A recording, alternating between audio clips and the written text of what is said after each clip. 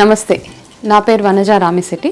నేను Vedic nutritionist, cancer recovery support specialist, health coach certified by California Institute of Integral Studies. నేను Vedic nutrition మీద actually I did a specialization. ఎందుకంటే Vedic nutrition అంటే మన పాతకాలం, మన ఇండియాలో, మన భారతదేశంలో మన యాన్సిస్టర్స్ కానీ మన పేరెంట్స్, గ్రాండ్ పేరెంట్స్ వాళ్ళు ఎలాంటి ఫుడ్ యూస్ చేసేవాళ్ళు. ఎందుకంటే ఇప్పుడున్న నీ హెల్త్ ఇష్యూస్ వాళ్ళకు ఉండేవి కాదు. మనం హార్డ్లీ వాళ్ళు చెప్పినట్టయితే మనకి జ్వరము లేకపోతే హెడేక్, వాళ్ళకి చిన్న చిన్న హెల్త్ ఇష్యూస్ తప్పించి వాళ్ళకి పెద్ద పెద్దవి అంటే చాలా రేర్గా అనమాట. పర్సంటేజ్ వైజ్ చూసుకున్న ఎంతో తక్కువగా ఉండేది. అదే ఇప్పుడు చూసినట్టయితే మనం హాస్పిటల్స్కి వెళ్తే రకరకాల రోగాలు, రకరకాల మనుషులు, చాలా విపరీతంగా జనం వచ్చేసి వాళ్ళకి ఎందుకు అలాంటి ప్రాబ్లమ్స్ వస్తున్నాయని వాళ్ళు మెడికేషన్ మీద ఇప్పుడున్న జనరేషన్ స్పెండ్ చేసినంత మన పాత రోజుల్లో స్పెండ్ చేసేవాళ్ళు కాదు. అయితే నేను ఇవన్నిటి మీద అనాలిసిస్ చేసి స్పెషలైజేషన్ చేసినప్పుడు నాకేం అర్థమైందంటే మన పాత రోజుల్లో మన యాన్సిస్టర్స్, అమ్మమ్మలు వాళ్ళంతలో వాళ్ళు తినే ఫుడ్ ద్వారానే వాళ్ళంతా హెల్తీగా ఉండేవాళ్ళు.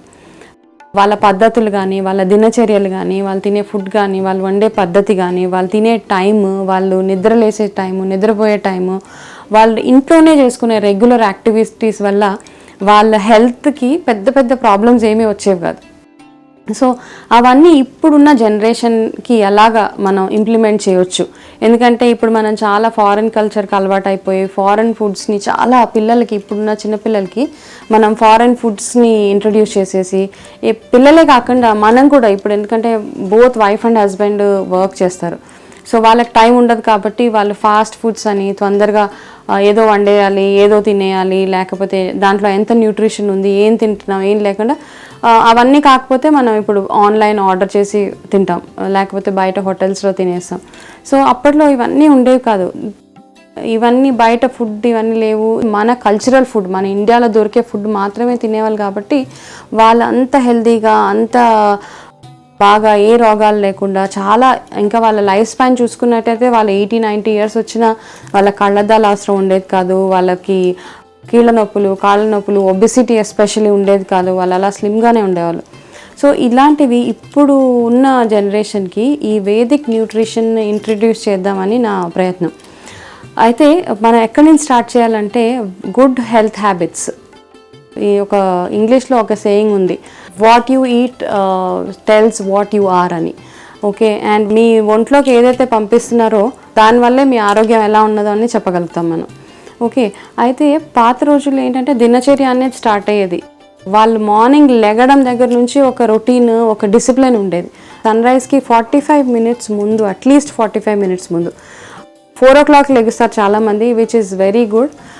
4 o'clock లెగలేనప్పుడు అట్లీస్ట్ సన్ రైజ్కి ఒక 45 మినిట్స్ ముందు లెగిసినప్పుడు అయితే వాళ్ళ రొటీన్ చాలా బాగుంటుంది అనమాట. ఎందుకంటే ఒకసారి మార్నింగే లెగిసినప్పుడు వాళ్ళ డైజెస్టివ్ సిస్టమ్ అనేది బాగా పనిచేస్తుంది. మనం మార్నింగ్ సన్ రైజ్కి 45 మినిట్స్, అట్లీస్ట్ 45 నిమిషాల ముందు లెగిసినప్పుడు అయితే ఏంటంటే మన బాడీ ఇమ్యూనిటీ బాగుంటుంది యాక్చువల్గా. ఎందుకంటే మనం అప్పుడు లెగిసినప్పటి నుంచి మన దినచర్య ఏదైతే ఫాలో అవుతుందో దానివల్ల మన హెల్త్ ఎలా ఇంప్రూవ్ అవుతుంది.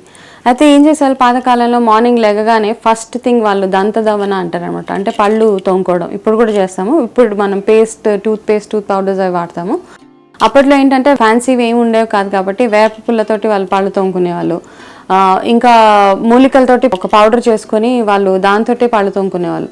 ఎందుకంటే దానివల్ల వాళ్ళకి డయాబెటీస్ కానీ, మనకి నోట్లో నుంచి వచ్చే బ్యాడ్ బ్రీద్ ఉండేది కాదు, అంటే చెడు దుర్వాసన. ప్లస్ డయాబెటీస్ కంట్రోల్ చేసేది, ఎందుకంటే వేప పుల్లతోటి వాళ్ళు పళ్ళు తోముకుంటారు కాబట్టి అది డయాబెటీస్ కంట్రోల్ చేసేది. ప్లస్ క్యావిటీ, నోట్లో పుచ్చి పళ్ళు లేకుండా చాలా హెల్ప్ చేసేది. అండ్ వాళ్ళ పళ్ళు స్ట్రాంగ్గా ఉండేవి. ఇప్పుడు మనకి స్వీట్ తినగానే పళ్ళల్లో నొప్పి వచ్చేసి, అంటే పళ్ళకి చాలా వీక్ అయిపోయి పళ్ళల్లో ప్రాబ్లమ్స్, అప్పట్లో అవన్నీ ఉండేవి కాదు. So they use to start, వాళ్ళ డే ఎలా స్టార్ట్ చేసేవాళ్ళంటే పళ్ళు తోముకోవడం దగ్గర నుంచి స్టార్ట్ అవుతే దాని తర్వాత వాళ్ళు ఇమీడియట్గా చేసే పని ఏంటంటే నస్య, అంటే ముక్కులో నెయ్యి వేసుకునే, ఆవు నెయ్యి. అది పిల్లలకు కూడా ఎస్పెషల్లీ ఏమవుతుందంటే పిల్లలకి యాజ్ పర్ ఆయుర్వేద ముక్కులో ఆవు నెయ్యి 1 డ్రాప్ వేసినప్పుడు మన ముక్కులో ఏ డ్రాప్ వేసినా అది డైరెక్ట్గా బ్రెయిన్కి వెళ్తుంది అనమాట. బ్రెయిన్ యాక్టివిటీ బాగుంటుంది యాక్చువల్గా. ఎప్పుడైతే మనం నస్య చేస్తామో దానివల్ల మన బ్రెయిన్ యాక్టివిటీ చాలా బాగుంటుంది. పిల్లలకి మెమరీ పవర్ కానీ, మనకు కూడా ఫ్రీక్వెంట్గా వచ్చే సైనస్ ప్రాబ్లమ్స్, హెడేక్స్ ఇవన్నీ ఉండకుండా అది హెల్ప్ చేసేది. దాని తర్వాత వాళ్ళు చేసేది ఎక్సర్సైజ్, అంటే వ్యాయామం. ఇప్పుడు మనం జిమ్ అవి వెళ్తాం, కాకపోతే అక్కడ రెగ్యులర్ యాక్టివిటీ ఏముండేది, చిన్నగా వాళ్ళు వాకింగ్ చేసి ఇంట్లో రెగ్యులర్గా చేసుకునే పనులు, అంటే బావిలోంచి నీళ్ళు తోడడం, ఇల్లు ఉడవడం, వాకిలి, ఇవన్నీ ఈ రెగ్యులర్ యాక్టివిటీ అయిపోయేది అప్పట్లో. సో దట్ వాజ్ ఎక్సర్సైజ్ అనమాట, అదొక ఎక్సర్సైజ్ లాగా పనిచేసేది వాళ్ళకి. దాని తర్వాత పౌడర్ మసాజ్, అంటే ఇప్పుడు కాలంలో పౌడర్ మసాజ్ అంటారు, అప్పుడు నలుగు పెట్టుకోవడం. అంటే నలుగు పెట్టుకోవడం వల్ల మన బాడీలో ఉండే ట్యానింగ్ కానీ, టాక్సిన్స్ కానీ, మన సన్ ఎక్స్పోజర్కి నల్లగా అయిపోతుంది స్కిన్, ఈ టాక్సిన్స్ పోవడంకి బాగా హెల్ప్ చేసేది. ప్లస్ అది నలుగు పెట్టడం వల్ల గట్టిగా నలుగు పెడతావు కాబట్టి బాడీ గట్టి పెడుతుంది. యాక్చువల్గా మన బోన్ హెల్త్ కానీ, మన స్కిన్ హెల్త్ కానీ నలుగు పెట్టడం వల్ల ఎంతో బాగుండేది.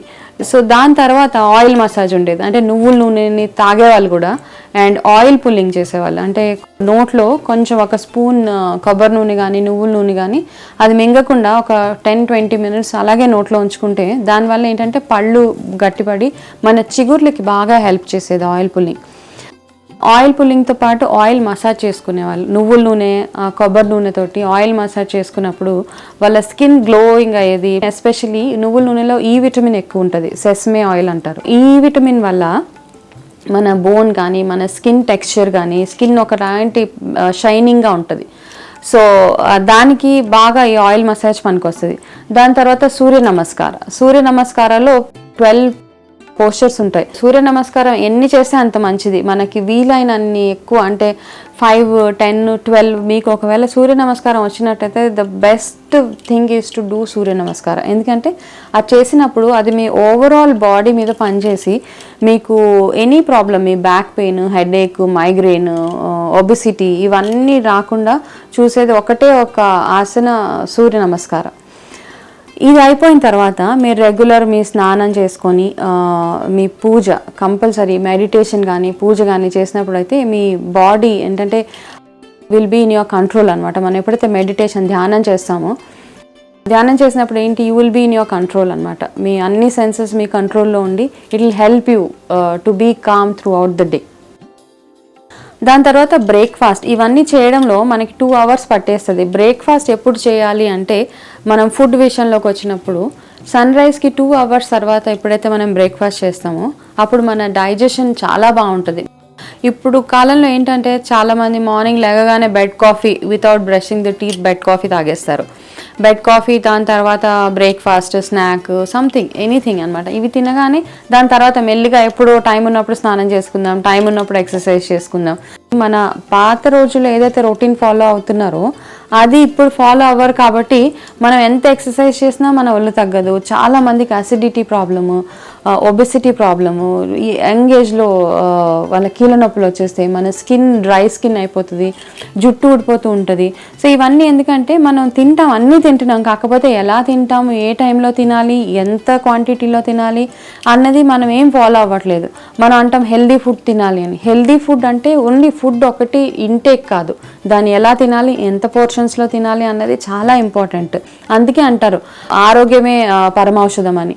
ఎందుకు, మనం ఏం తింటున్నాము, అదే ఫర్ ఎగ్జాంపుల్ ఫ్రూట్స్ తినడం చాలా మంచిది అనేస్తారు అందరూ. అలా అని మనం మార్నింగ్ లెగిసి ఇంత పెద్ద బౌల్ నిండా ఫ్రూట్స్ పెట్టుకొని తినేస్తాం.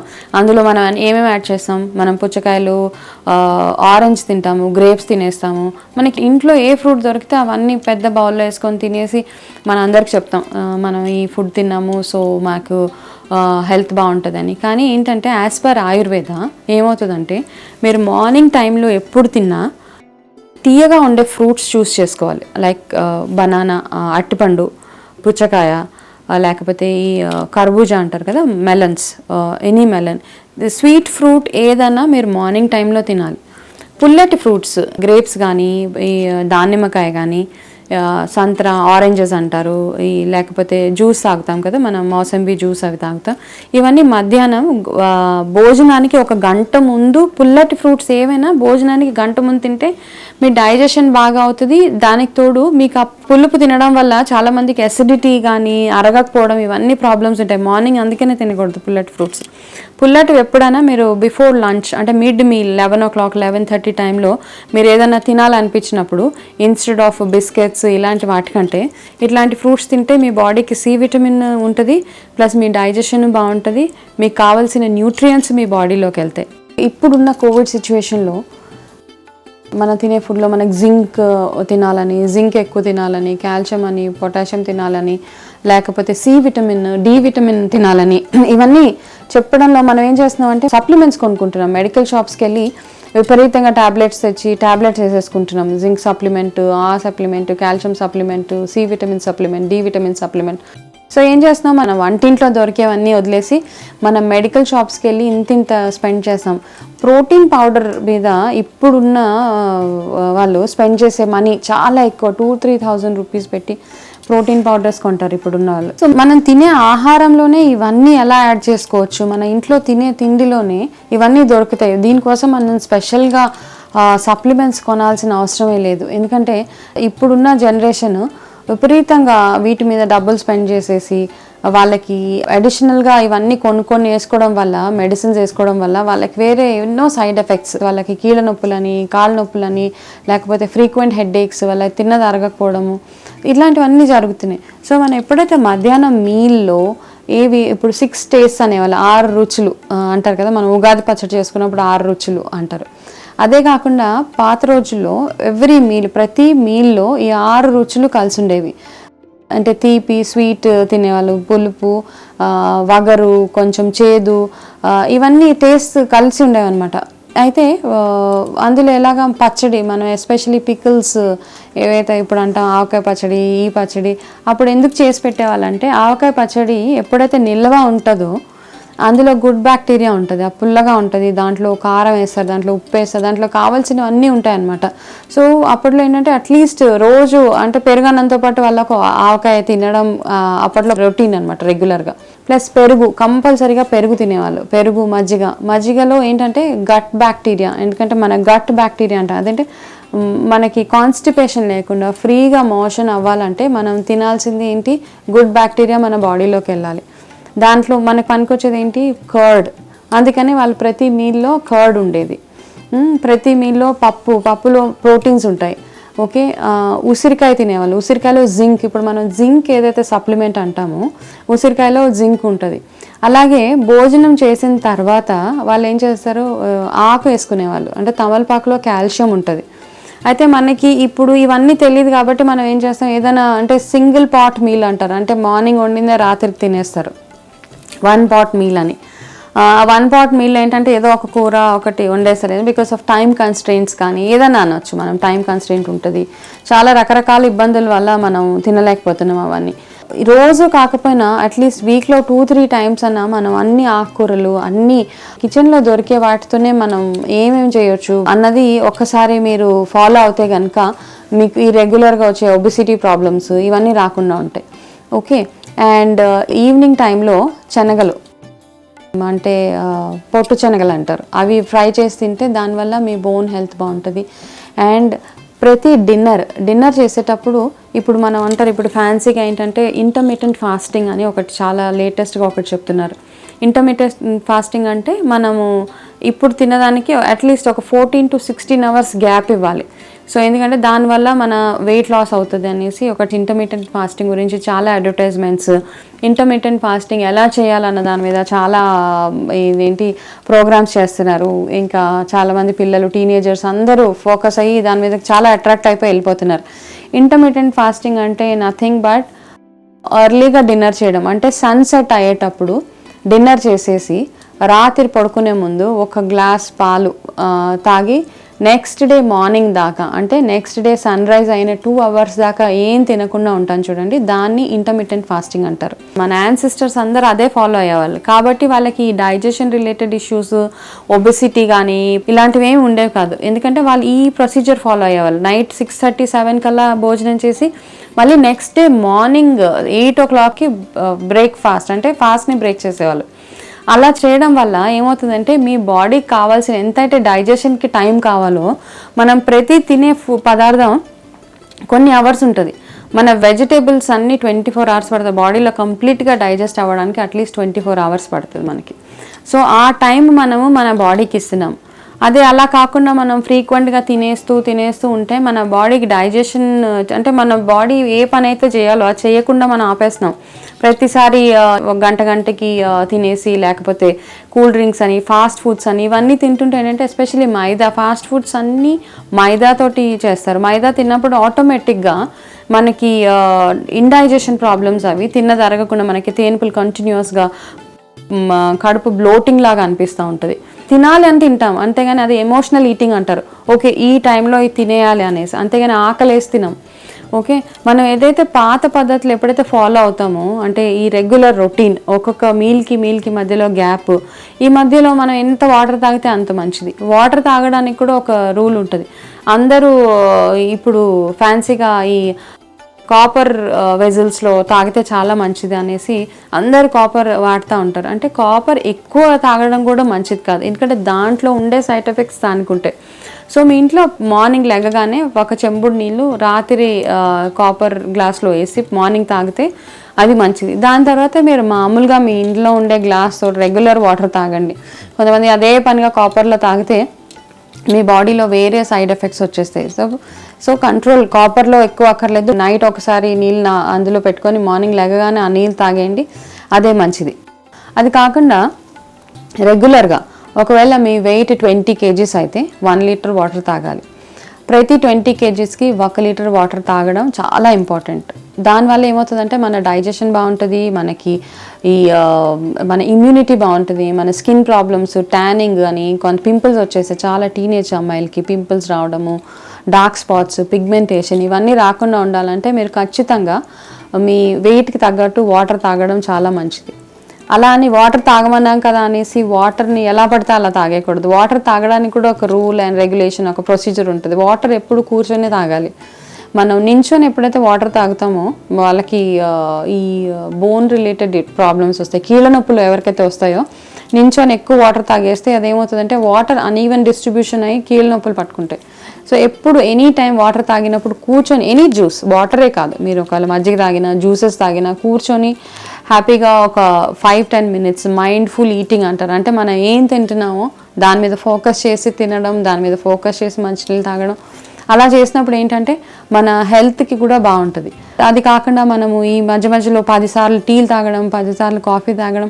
కాఫీ టీ ఎందుకంటే ఏన్షియంట్ డేస్ నుంచి ఉన్నది, కాఫీ టీ ఆపే అవసరం లేదు. మీరు morning limit your coffee and tea. ఎందుకంటే కాఫీ టీ తాగినప్పుడు ఏమవుతుంది, మనం అందులో ఎక్కువ షుగర్ వేసేస్తాం.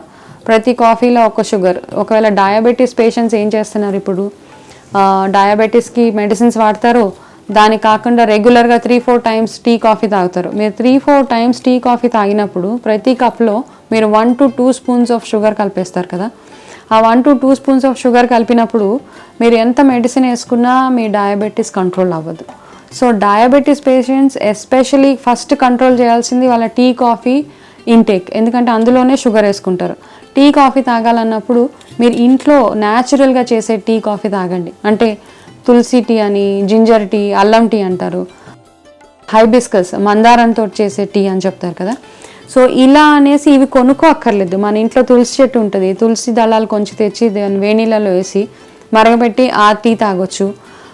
అలాగే జింజర్ టీ, అల్లాన్ని బాగా దంచేసి వాటర్లో వేసి, ఆ వాటర్ అంటే టీ రూపంలోనే కాదు, బ్లాక్ టీ తాగొచ్చు మీరు. అందులో కొంచెం టీ పౌడర్ వేసి, కొన్ని పాలు వేసి, వితౌట్ షుగర్ తాగినట్టు అయితే మీకు డయాబెటీస్ తొందరగా కంట్రోల్లో ఉంటుంది.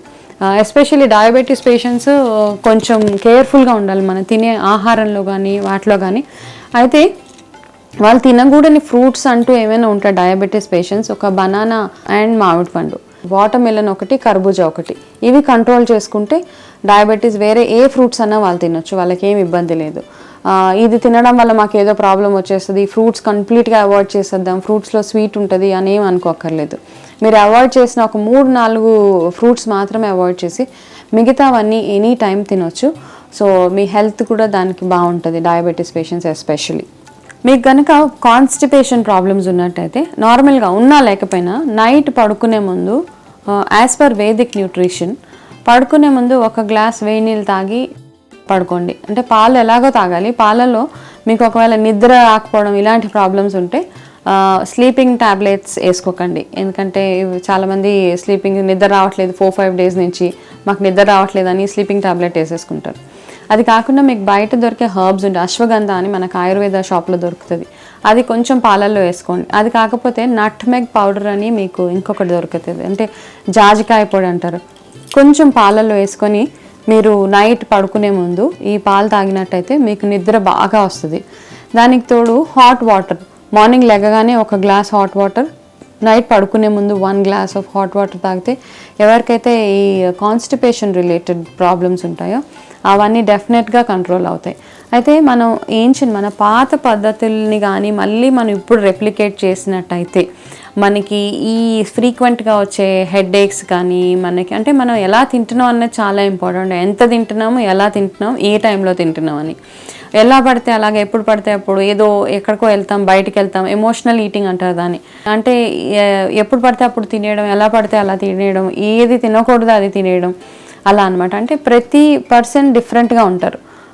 ఓకే, కొంతమందికి కొన్ని ఫుడ్స్ పడవు, మీకు ఏ ఫుడ్ అయితే పడదో దాన్ని రాసుకోండి. అంటే మీకు ఒక పలానా ఫుడ్ తిన్నాక మీకు హెడేక్ వస్తుందో, లేకపోతే మీకు వామిటింగ్స్ అవుతున్నాయి రెగ్యులర్గా, ఆ ఫుడ్ తినగానే మీకు ఏదైనా సైడ్ ఎఫెక్ట్ ఉంటే అది రాసి పెట్టుకోండి. యాక్చువల్గా వేదిక్ న్యూట్రిషన్ ప్రకారం అన్ని ఫుడ్స్ అందరికీ పడతాయి. అంటే మన చిన్నప్పటి నుంచి మన పిల్లలకి ఏదైతే అలవాటు చేస్తామో అది మనం పెద్ద వరకు అదే అలవాటు అవుతుంది. మనం ఎప్పుడైతే అలవాటు చేయమో తర్వాత తిన్నప్పుడు మన బాడీకి అది సూట్ అవ్వదు అనమాట. సో దానివల్ల ఏంటంటే ఇప్పుడు మనం గ్లూటన్ ఫ్రీ అనేసి చపాతీ అవన్నీ తినడం మానేస్తున్నాం. గ్లూటన్ ఫ్రీ, చపాతీలో గ్లూటన్ ఉంటుంది, గ్లూటన్ తినము.